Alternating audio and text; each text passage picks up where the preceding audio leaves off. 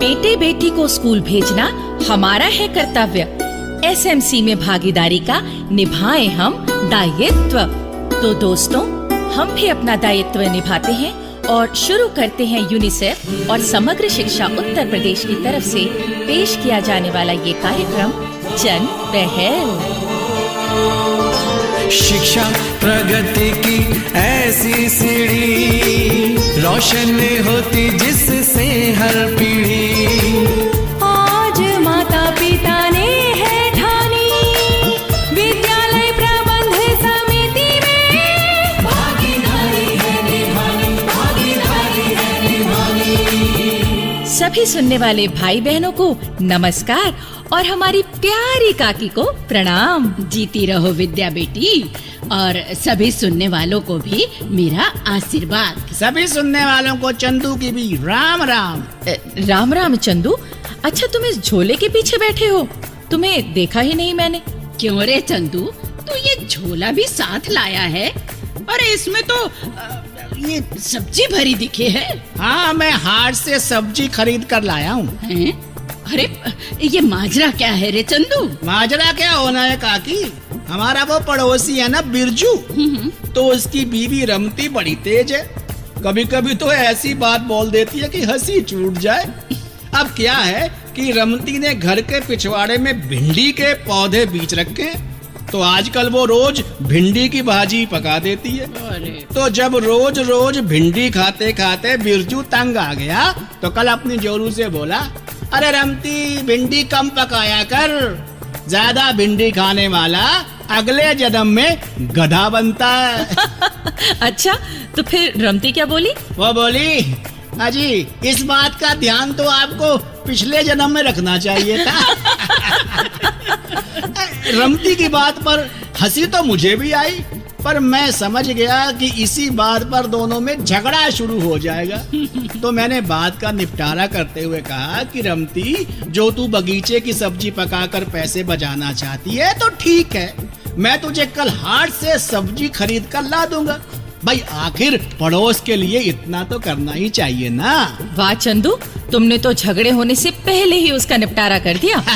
अच्छा विद्या बेटी, अब तुम भिंडी के बगीचे से बाहर निकलो और ये बताओ कि आज एसएमसी के बारे में कौन सी जानकारी दे रहे हो?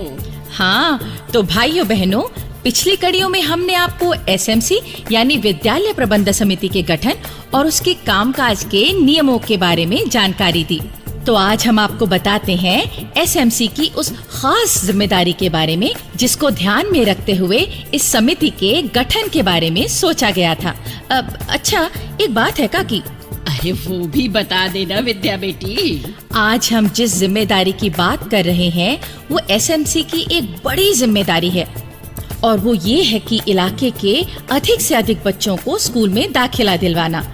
जो माता पिता अपने बच्चों को स्कूल नहीं भेजते, उन्हें बच्चों को स्कूल में नामांकित करने के लिए तैयार करना, और ये भी ध्यान रखना कि वो बच्चे नियमित रूप से स्कूल जाएं। तो वो बच्चों को स्कूल क्यों नहीं भेजते, इन कारणों को भी तो समझना चाहिए। वैसे मैंने उन्हें समझा है और उन माता पिता को समझाया भी है। ठीक है काकी, तो हम एक नाटिका सुनवाते हैं और फिर आपसे पूछते हैं कि क्या ये वही कारण है जिन पर आपने भी गौर किया, और फिर आपने उन माता पिता को कैसे समझाया। ठीक है, सुनवाओ। तो ऐसा है साथियों कि बल्लमपुर के देहाती इलाके में रहते थे विनोद बाबू। लेखक कलाकार थे वो, गीत रचते, कविताएं सुनाते, नाटक भी लिखते और खास मौकों पर अपने नाटकों को लोगों के सामने खेलते भी। उनके एक मित्र थे भगवती भैया। तो एक दिन भगवती भैया अपने दोस्त विनोद बाबू के पास पहुँचे ये जानने के लिए कि आजकल वो क्या लिख पढ़ रहे हैं।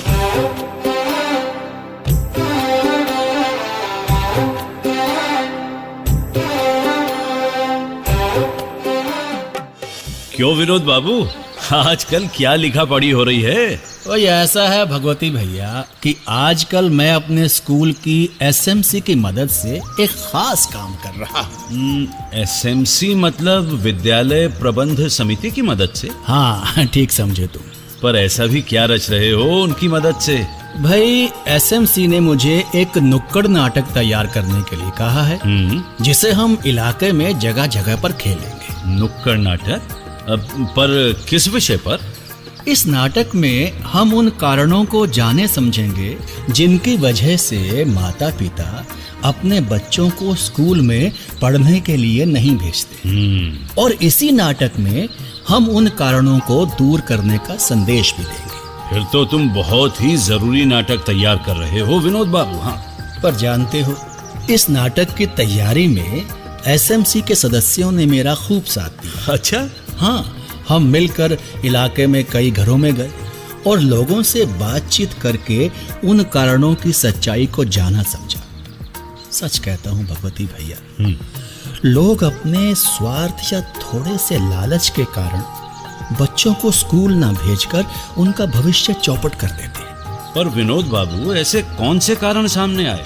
भगवती भैया, सबसे बड़ा कारण तो ये है कि कई गरीब परिवार ये सोचते हैं कि हमारा बच्चा परिवार के लिए रोजी रोटी कमाने में हमारी मदद करे या स्कूल जाए।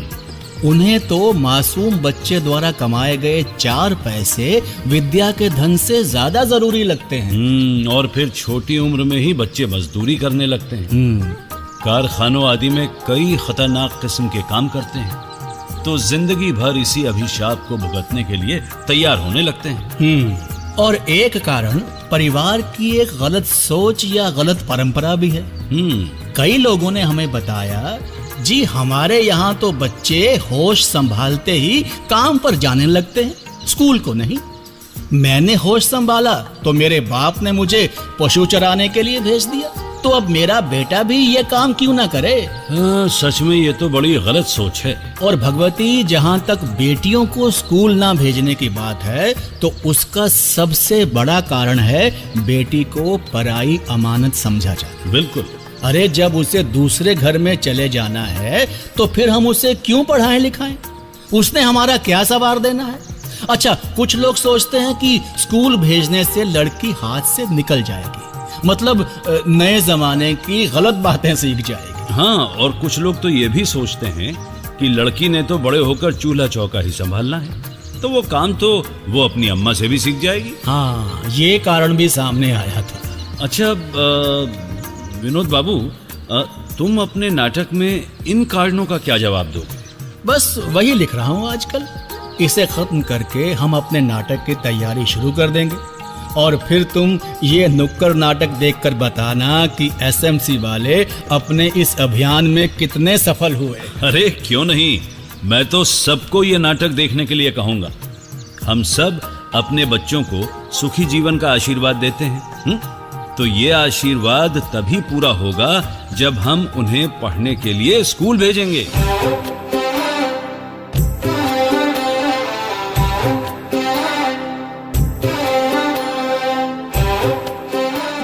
तो साथियों, सुने आपने वो कारण जिनके चलते कुछ माता पिता अपने बच्चों को स्कूल नहीं भेजते।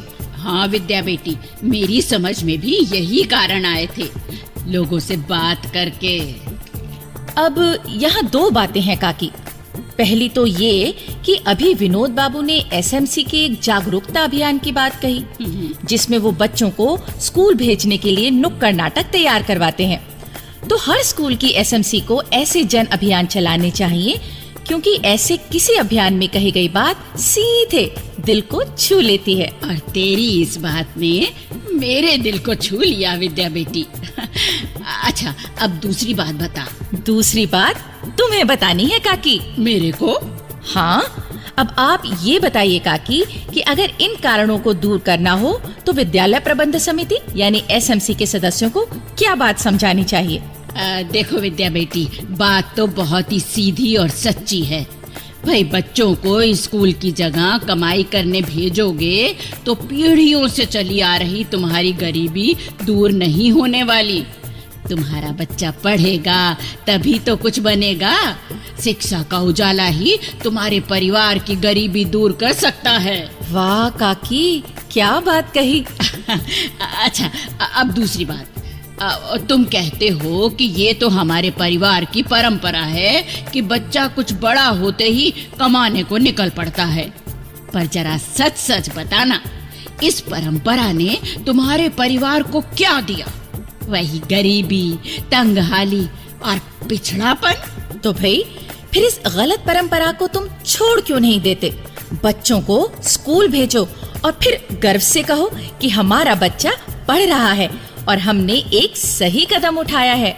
और जो लोग बेटियों को स्कूल नहीं भेजते, उन्हें एसएमसी वालों को क्या समझाना चाहिए? अरे चंदू, तू भी कभी कभी अकल की बात कर ही देता है। तो देखो भाई, ये पराई अमानत वाली बात तो सिरे से गलत है। सच्ची बात तो ये है कि एक पढ़ी लिखी लड़की मायके या ससुराल दोनों ही परिवारों को अपनी कुशलता और ज्ञान से सुखी बना सकती है।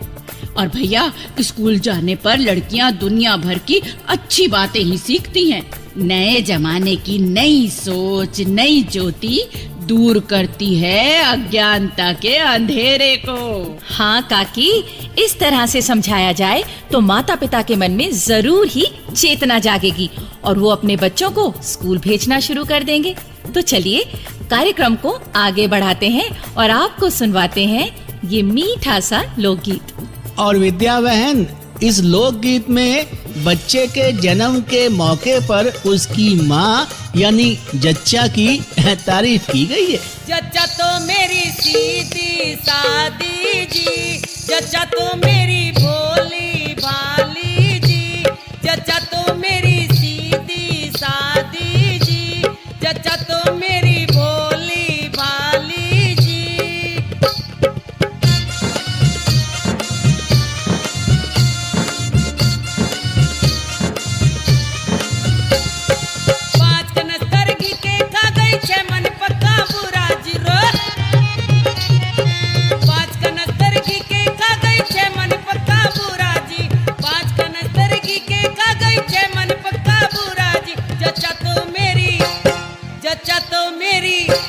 जच्चा तो मेरी खाना ना जाने जी।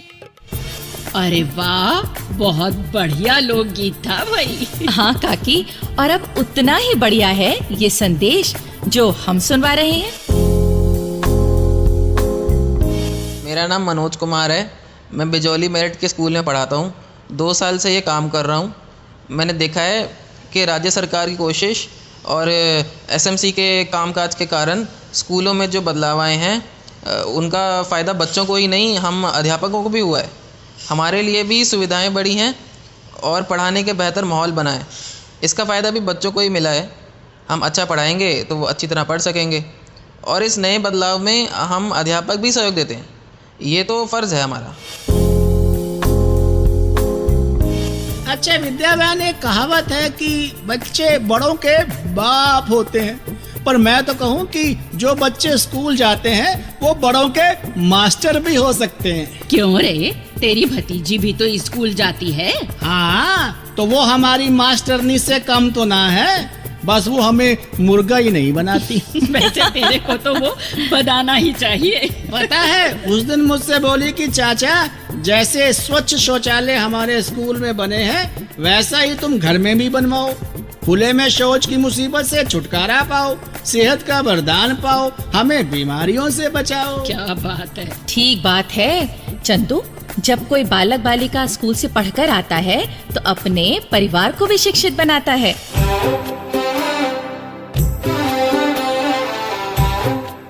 भाइयों बहनों, अगर आप अपनी बात हम तक पहुंचाना चाहते हैं या विद्यालय प्रबंध समिति के बारे में कोई जानकारी चाहते हैं या कार्यक्रम के बारे में कोई सुझाव देना चाहते हैं तो इस पते पर लिखें। हमारा पता है समग्र शिक्षा उत्तर प्रदेश, सर्व शिक्षा अभियान ऑफिस, विद्या भवन, प्रथम तल, फर्स्ट फ्लोर, निशांतगंज, लखनऊ 226007। तो अब जन पहल के अगले कार्यक्रम तक विद्या और अपनी काकी और अपने चंदू को आज्ञा दीजिए। जय हिंद। शिक्षा प्रगति की ऐसी सीढ़ी, रोशन होती जिससे हर पीढ़ी।